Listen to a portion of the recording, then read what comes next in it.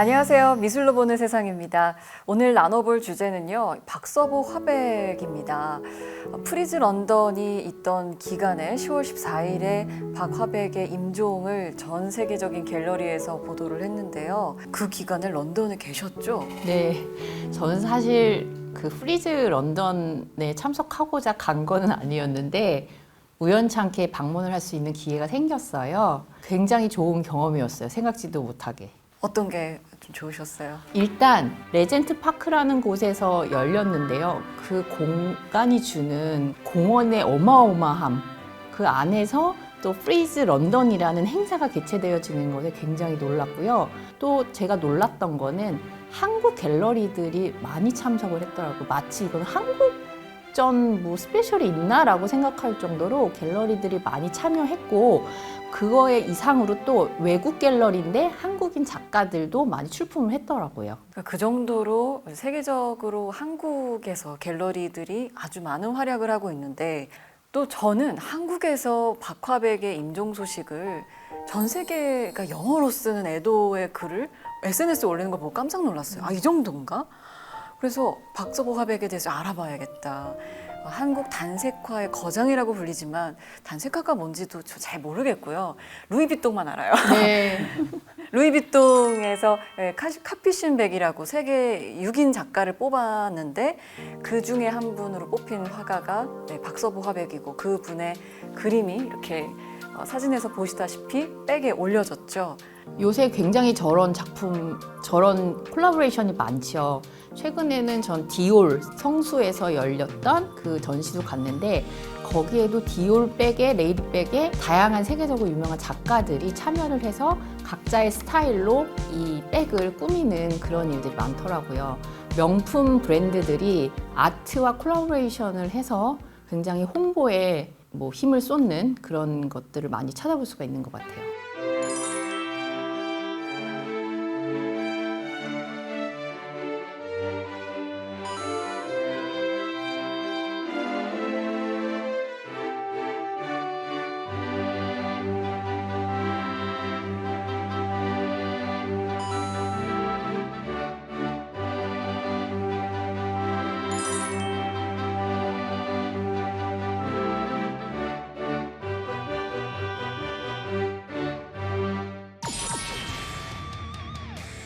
세계적인 단색화의 거장, 박서보 화백 별세. 그럼 이제 단색화가 뭐냐?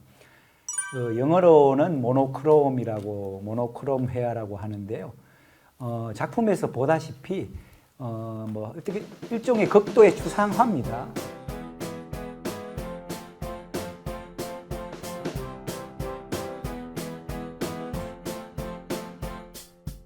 거의 단색. 한 가지나 두 가지 색, 심지어는 진짜 단 하나의 색으로만 그 작가 내면의 그 감정을 저렇게 이제 표현한 작품들을 이제 단색화라고 합니다.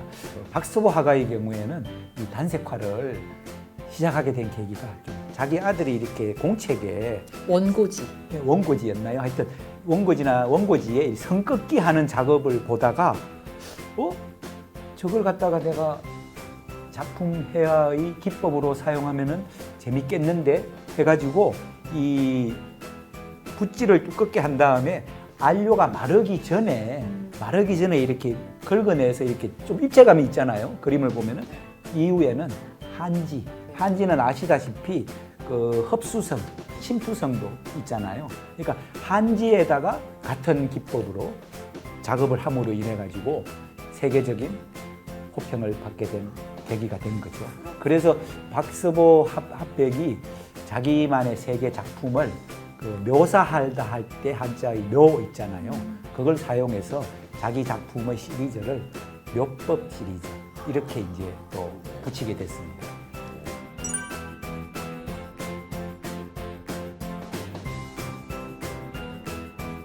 저는 전체를 봤을 때 잘 모르니까 그냥 박 가는 것처럼, 이렇게 돛 닦는 것처럼 보이기도 하고, 아까 이렇게 요철 있다고 하셨잖아요. 그래서 박 가는 심정이었을까?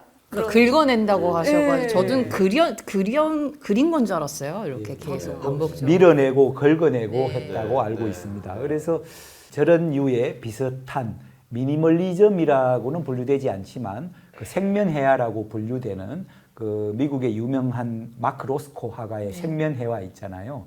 그 작품들도 언뜻 보기에는 그냥 빨간색이나 노란색이나 이런 한두 가지 색깔을 칠한 것 같아요. 근데 그 작품을 자세히 들여다보면은 굉장히 그 안에서도 하나의 두 가지 색깔 안에서도 붓질이 얼마나 정성을 들이고 집중을 해서 그렸는지 굉장히 부분적으로 오묘한 색의 변화가 있다고 합니다.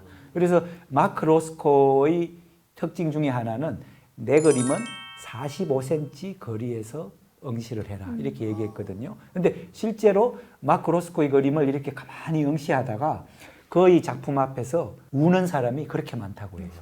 그러니까 그 작가의 혼이 어떻게 좀 과장되게 표현하면은 작가의 혼이 들어간 그 작품을 통해서 보는 관객들이 감정이입이 되고 거기에서 뭔가 영혼의 울림을 받았다고 보는 거죠.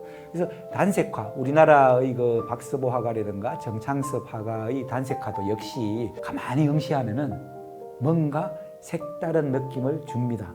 제가 얼마 전에 직접 본 그림으로 그 단색화의 대가 중에 한 명인 그 정창섭 화가 전시회를 갔어요. 그 한지에다가 저렇게 그림을 작업을 한 거거든요.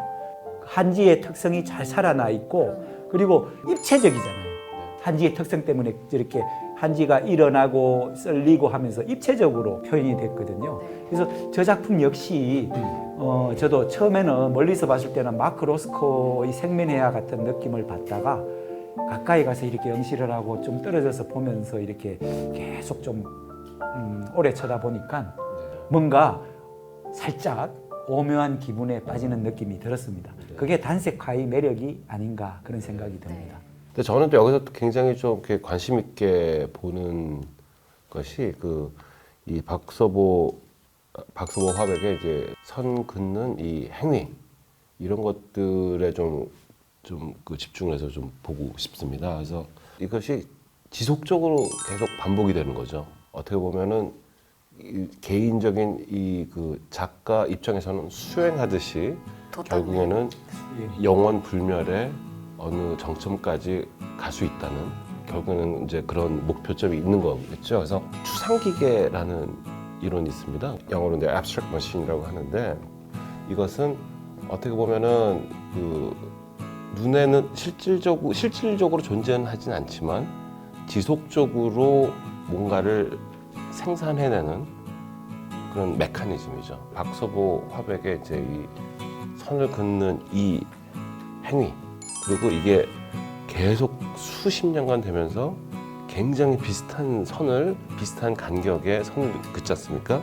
결국엔 이 행위가 결국엔 하나의 추상 기계적이고 추상 엔진적인 행위고 이 행위에 붓을 넣어주고 아니면은 연필을 넣어주고 그리고 이거의 대상으로서 다른 것이 있으면서 이게 영원 불멸로 이런 선들이 만들어지는 이 작품 시리즈를 쓰기 에크리투라고 하는 것처럼 계속 쓴다는 걸 통해 뭔가를 남기고 싶었나 봐요. 그렇죠. 그러니까 결국에는 이런 추상기계라는 것은 어떤 식의 환경을 설정해 주느냐에 따라서 다른 것이 만들어지는 거고 이런 현상들은 결국에는 그 재료가 갖는 그 변환의 결과물일 뿐이고 이 화가의 어떤 추상기계는 계속 선을 긋는 거죠. 소장님의 설명을 들으면서 이렇게 지켜보는데 손짓을 막 이렇게 하시면서 설명해 주시는 걸 보니까 네네네네. 저 뜨개질이 생각났어요. 뜨개질 단순하게 정말 심플하고 뭐 위로 뜨기 아래로 뜨기 저 뜨개질은 잘 못합니다만 이게 그냥 아무것도 없는 거에서 뭔가 자꾸 만들어내잖아요. 반복적인 걸로. 너무너무 적절한 뜨개질 이해를. 약간 하시듯이 하셔서 예. 물론 뭐 제가 뜨개질을 뭐 할 줄은 모릅니다. 근데 사실은 이제 뜨개질이라는 게 사실은 단순한 작업처럼 보이지만 거기서 굉장히 이런 그 추상기계적인 그런 개념들을 우리가 발견할 수 있는데요. 사실은 선들이라는 1차원적인 그 차원에서 시작해서 실. 그래서 이게 만들어지면서 표면이 되죠. 2차원. 2차원이 돼요. 예. 그래서 그게 이제 옷감처럼 표명이 되고 그 옷감이 되면서 여기에서 조금 다른 종류의 그 또 액티비티가 만들어지면서 이게 공간화됩니다.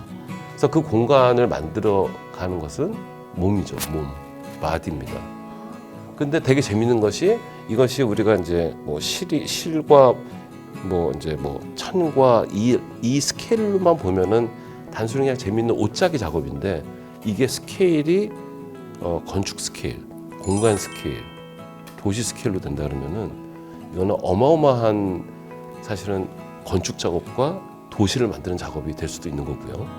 그래서 결국에는 아까 얘기한 것처럼 박서보 화백의 작품의 이 추상기계적인 선긋기 작업은 결국에는 그런 어떤 리밋이 없게끔 지속적으로 제공되었을 때는 이건 영원불멸의 어떤 영원성하에 그 맞닿을 수 있는 그런 개념이라고 생각합니다. 그래서 마크 로스코의 어떤 그림을 봤을 때 그 박서보 화백이 추구하는 그런 영원성이 여기는 좀 공간적으로 나타나는 겁니다. 아까 어떤 사람들이 이런 걸 보고 눈물을 흘렸다고 하는 것은 그 안에서 그런 그 무한대의 그런 우주를 봤을 수도 있지 않았을까. 그러면서 어떤 절대적인 가치를 느끼지 않았을까 이런 생각이 좀 들기도 하네요.